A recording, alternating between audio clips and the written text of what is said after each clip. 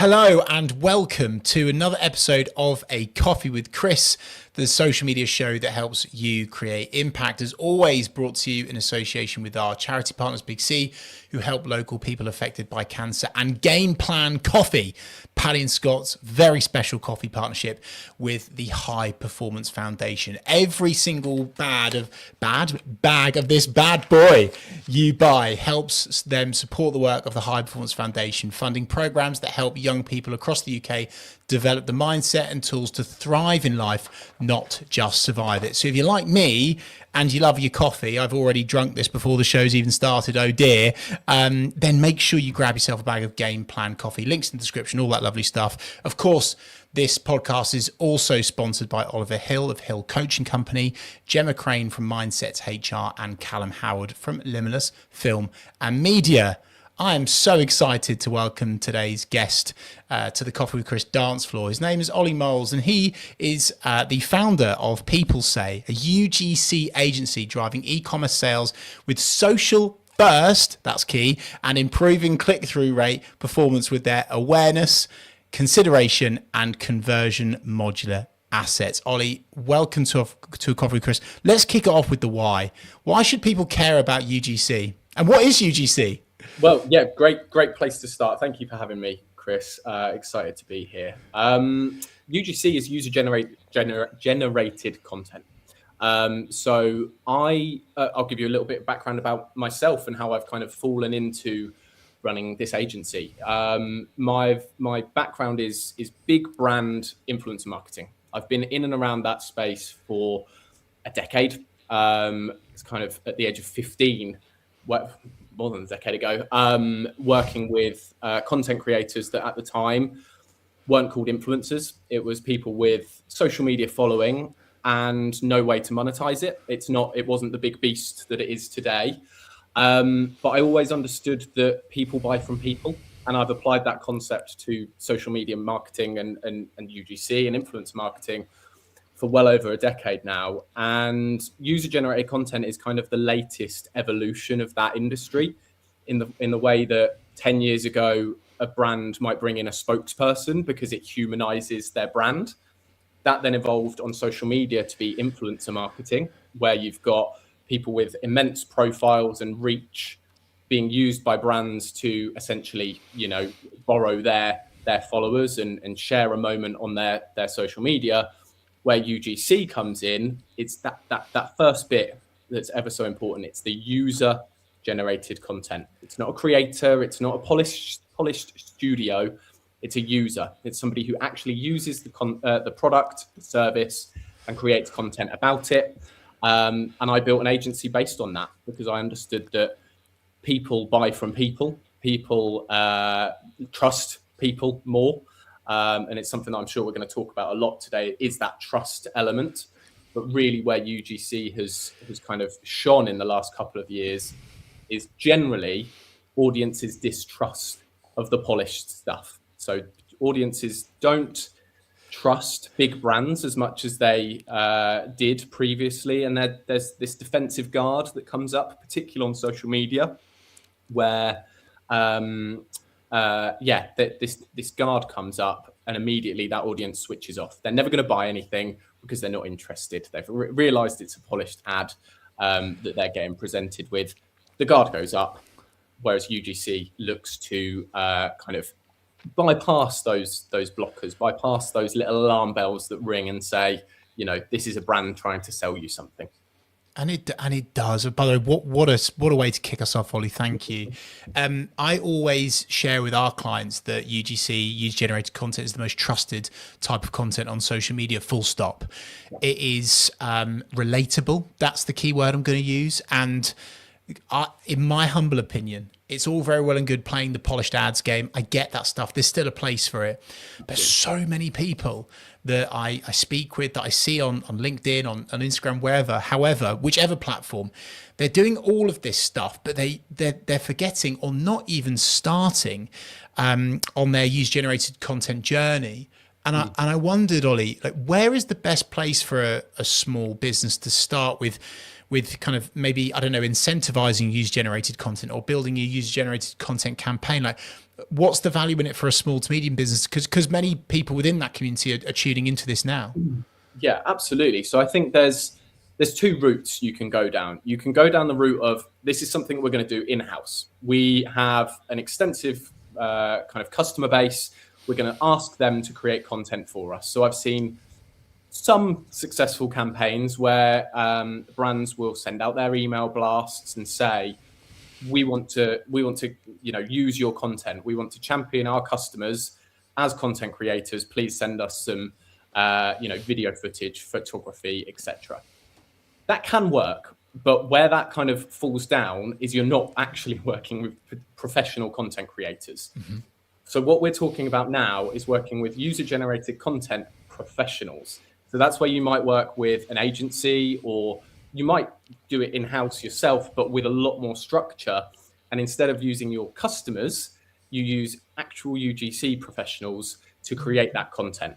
And there are various networks that you can look at and have access to, pay to have access to, or you work with an agency like People Say, for example, that has those kind of ins with pools of professional UGC creators, and then you have access to tens of thousands of creators that actually make content that's of a level that you might want to actually use yourself, because that's the kind of downside of trying to do it yourself. As much as you want to champion your own customers, that's great, but the content that they deliver might not be something that you actually end up sharing on your social media using your paid ads, etc. So on that note then, Ollie, what actually makes good user-generated content, and what is it about a real kind of creator or professional creator, if you like, that professional UGC, as you've worded, what makes that stand out? What makes it stop the scroller? What is good UGC? What does that look like?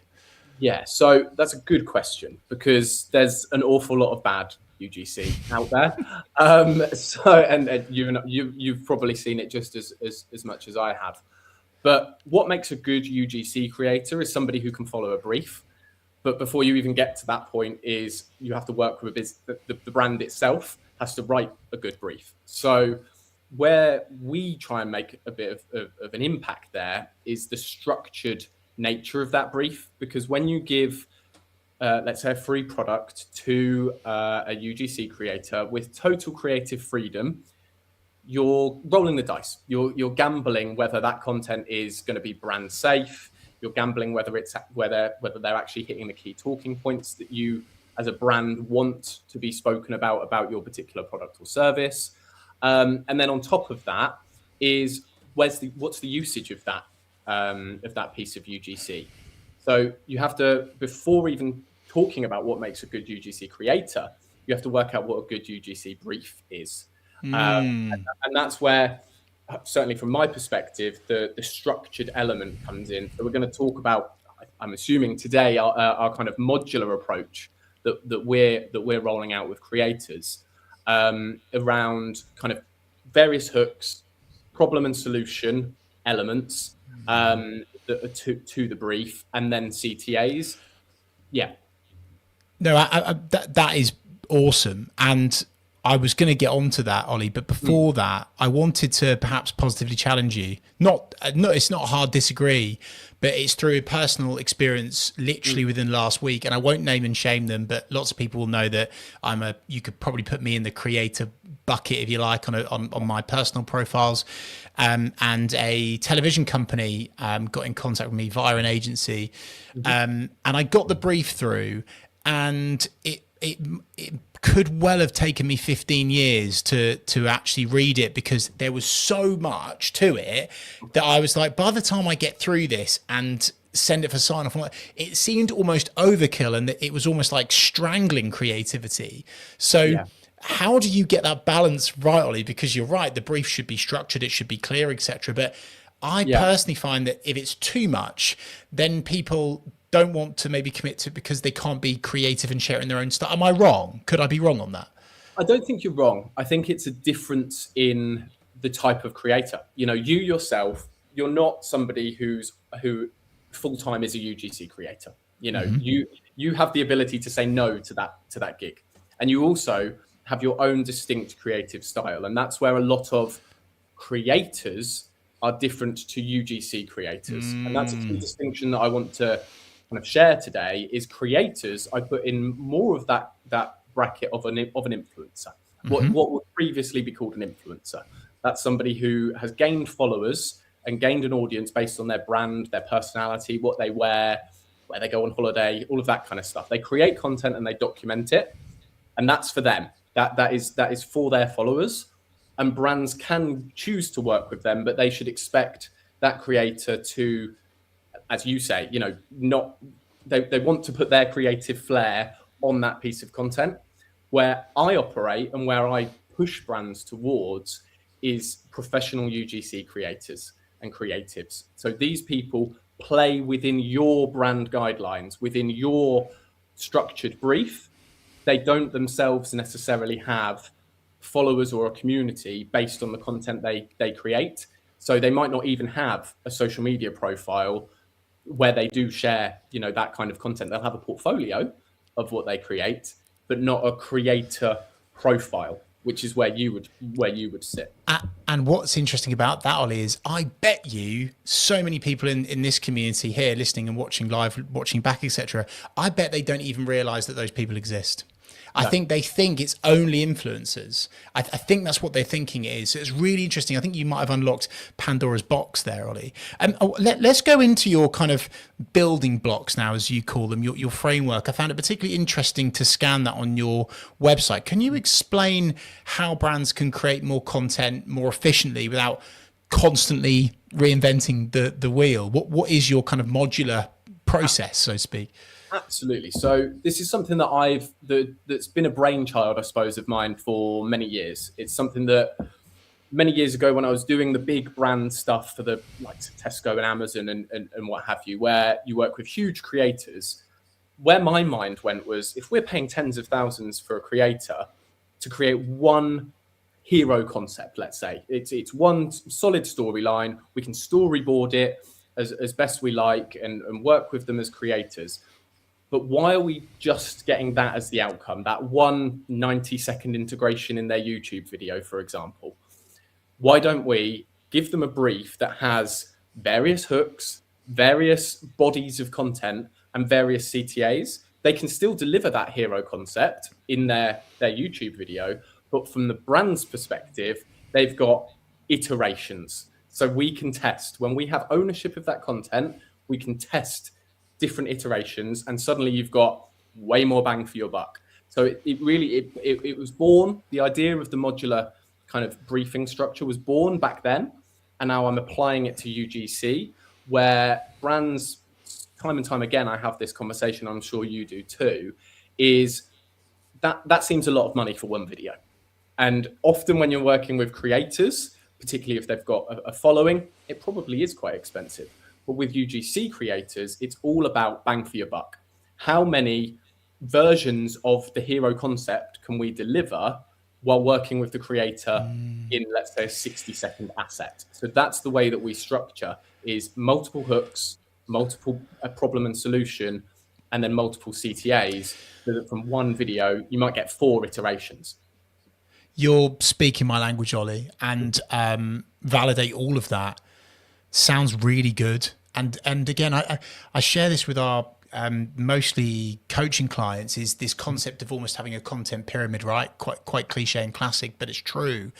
People are filming a video and that's it. And they just kind of throw it out there and hope for the best. Whereas you're getting really clever with your briefing and your process, your building blocks. And you're going, well, hang on, if you spend it on this, but we include these elements, then actually you could end up with 10, 15, etc., short little snippets, etc. So super smart and is definitely something I would advise people do. And hey, let's be frank, this is exactly why you should work with someone like you guys on this, because that's a lot to manage.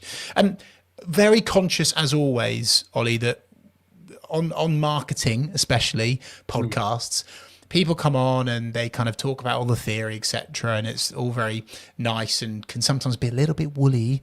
Can you bring this to life? Can you give us some examples of a UGC campaign that you've been a part of, for example, where a real life company has gone from A to B or A to Z and has created impact through social media? Yeah, absolutely. So I think there's a couple of directions we can go in this. There is the cold hard numbers, and one of the cold hard numbers that we look to improve is the thumb stop ratio.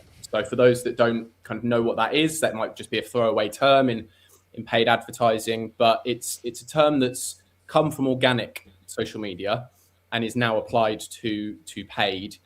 Is essentially, does it stop the scroll? Does it get a 3-second play on the video? Does it stop the user, the audience, in their tracks? Does their thumb stop? That's where the phrase has come from. And that's one of the key success metrics that I look at when I work with brands is the content that you're currently, sharing, whether it's organic or on your paid channels, is it stopping the scroll? Because if it's not, and you're putting paid behind it, you're throwing that money away. Because ultimately, the way that Andromeda and different platforms algorithms are set up is they reward engagement. And often the first indication of engagement before a like, before a share, before a save, before a click is, has it stopped the scroll? So that's the first metric that we look at. If it's anything less than 10%, I would turn that ad off immediately.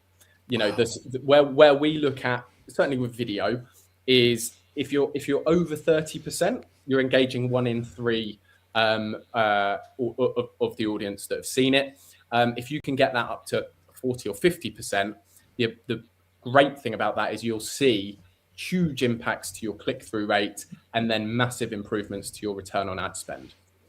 So to give you an example of that happening is we took on a client in the e-commerce space, and their click-through rate for video, because all of it was polished studio stuff where they were recording their products. Again, won't name and shame, but we're recording their products in their studio. Looked amazing, high quality products. But the thumb stop ratio was 10% because people were just scrolling past. They saw it as a polished ad. So what we did, we brought UGC into their marketing mix, and they're now getting solidly 30 to 50% thumb stop ratios on those ads, which, as the trickle down effect of that is, as I say, vast increased click-through rate onto site, and the better quality of that traffic get sales, higher conversions. That's a huge success metric. But another example I want to give is something outside of the e-commerce space. It's a space that I've kind of done a little bit of work this side of the year, is SaaS. So software as a service, a digital product. You might not think that UGC is kind of what would make sense there, but I want to ask you the question of what kind of advertising have you seen from SaaS products and digital products? It's screenshots. It's here's our sexy new UI. Actually, why don't we get a UGC creator to create a tutorial using your product? Or why don't we use a UGC creator to talk about the benefits to their life using your CRM platform, your accountancy software? So a massive kind of sign of success for me in the last kind of few weeks was signing off a project with a CRM solution out in the States, who'd only ever used video ads of screen recordings of their solution, now using UGC. And I'm really excited to see the results that they get from that project. Fantastic. Like, really brings it to life, Ollie. Thank you for sharing all of that. Just a quick snippet of value for people tuning in. Use screenshots for social media posts as well, like just as a bit of a light touch piece of advice. So many people are doing all the polished stuff, but screenshotting a WhatsApp message, even if it's perhaps scripted and you plan it with your team, sharing a screenshot of an email that you receive, it might be a customer testimonial review, etc. Fantastic. Google review, same thing. Screenshots of real things work, and it's great to do. And also, Ollie, I just wanted to add on to the starting point of that last question. I love that you're stopping wastage as well. So easy for people in marketing to just be like, yeah, just spend loads of money and go broad brush and commit all of this, and basically let's be honest, throw enough shit at the wall and hopefully something sticks. And actually, what you're saying is no. If that's over that percentage, we're not doing it. We're not wasting your money. So kudos to you, sir, for doing things right. Good on you. What about the future of user-generated content, Ollie? I'm sure we're going to talk about AI, and we probably should. Do you think that authentic human-led content becomes even more valuable now with AI slop. We see it on social media all the time, don't we? It's like the sea of sameness. And then there's UGC. So surely that this is going to be a really, really good thing to tap into. Yeah, absolutely. I mean, I spoke to you just before we went live today about the stance that I'm taking with People Say. I've called the business People Say, not code says, not, a prompt says. People say things, and it's about opinions and authenticity. Where I think the future of UGC is going, it's moving away from trialing it. So away from just chucking a few £100 at a creator to shoot some content into something a little bit more strategic. And that's applying all of those things that I've kind of spoken about today at rather a high level, but applying a little bit more strategy towards working with creators rather than just, as you say, a lot of marketing managers just throwing shit at the wall and seeing what sticks, actually applying a little bit of strategy to working with creators and then reaping the rewards of that, rather than chucking a few £100 at a creator, it doesn't work, and then they'll never do it again. That's the conversation that I have a lot with brand owners and marketing managers is, oh yeah, we tried that, but it didn't really work. Okay, well, what did you do? Well, we chucked a couple of £100 at someone and they created something that wasn't usable for us or didn't drive results. I wonder why. But let's pivot that conversation to AI, because you brought it up, and I know we weren't going to talk too much about it, but it's a stance that I'm taking pretty strong, certainly over the next, certainly have done in conversations with brand owners in the last few weeks, but definitely more so in the weeks to come, is very, very, very anti-AI UGC. There are laws that are coming into place all around the world. Kind of the EU are leading the way on that, around anti-AI laws, because it's all about misleading the customer. Ultimately, I can work with creators and I can give them a brief and I can give them a script, but it is a real person saying those things. Whereas when it's a prompt, and you can get them to do all kinds of silly things, you can get them to say all kinds of things that ultimately are your script. There are now laws coming in to stop that. Not necessarily to stop it happening, but to make it less of a grey area. The biggest case study of that was, I don't know if you've seen it, but a company called Medv over in the States, they reached a $1.8 billion valuation, and almost all of their marketing was AI generated. And this was a product this was a business that sold those, the weight loss injections, Ozempic and things like that. Yeah. $400 million in sales in a year. And then the FTC caught wind and basically said, let's have a look at your marketing. You're selling things that go in people's bodies. How are you propping this up with AI? Not only were their before and after photos just AI generated, they weren't real people. Their chatbots were programmed with data that basically presented false medical information. Wow. They used AI UGC, where they created doctors recommending their product. So they were basically the prime example of don't use AI UGC, even if there wasn't laws to keep up with, stuff on the risk that they ultimately got. Ollie, I'm so pleased you've brought that up. That's actually something that I wasn't aware of regarding the laws, which is really interesting. I just want to clarify, as always, when we talk about AI, I'm not anti-AI. I think AI is an incredibly useful tool for so many reasons that we don't need to go into. But there are risks, and we should be real about that. And the whole, we started this conversation with UGC is the most trusted form of content on social media, and talk about, putting trust in a fire and it going up in flames straight away, right? Because especially if you're a small to medium business, if you take the risk and it's not good and it's misleading, it could completely destroy your business's reputation. So we must say that. Well done for mentioning it.